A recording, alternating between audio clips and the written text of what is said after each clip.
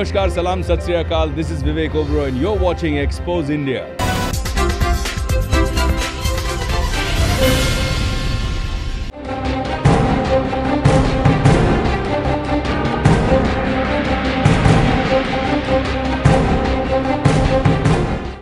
अब आगे क्या होगा? क्या युद्ध के मुहाने पर हैं भारत और चीन? क्यों चीन दे रहा है भारत को धमकी? डोकलाम को लेकर क्यों डरा है चीन?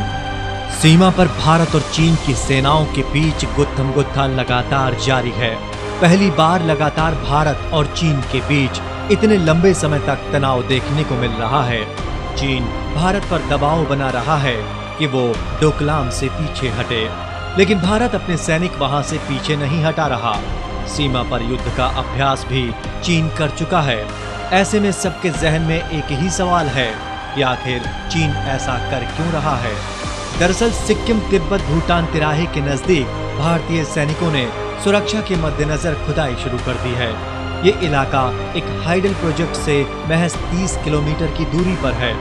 ये इलाका हाइड्रो इलेक्ट्रिक प्रोजेक्ट झलोंग की जलढाका नदी पर स्थित है, जो कि भूटान की सीमा से ज्यादा दूर नहीं है। जलढाका तोरशा नदी के साथ ब्रह्मपुत्र नदी में गिरती है। भूटान में डोकलाम के पहाड़ी इलाके से होते हुए इस भूभाग पर चीन सड़क बनाना चाहता है।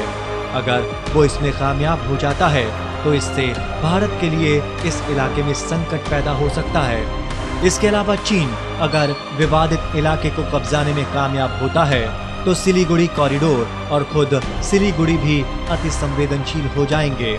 इससे चीनी सैनिक पूरी तरह से भारतीय इलाके में घुस आएंगे।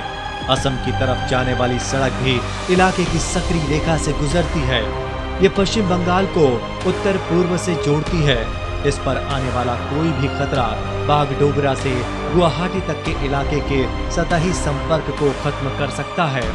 मौजूदा वक्त के मद्देनजर चीनी हस्तक्षेप को रोकने के लिए भारत चीन के बिना किसी स्पष्ट पहल के पहले पीछे हटने की नहीं सोच रहा है। आपको बता दें कि भूटान ने अपने इलाके में चीनी घुसपैठ का कड़ा विरोध किया है।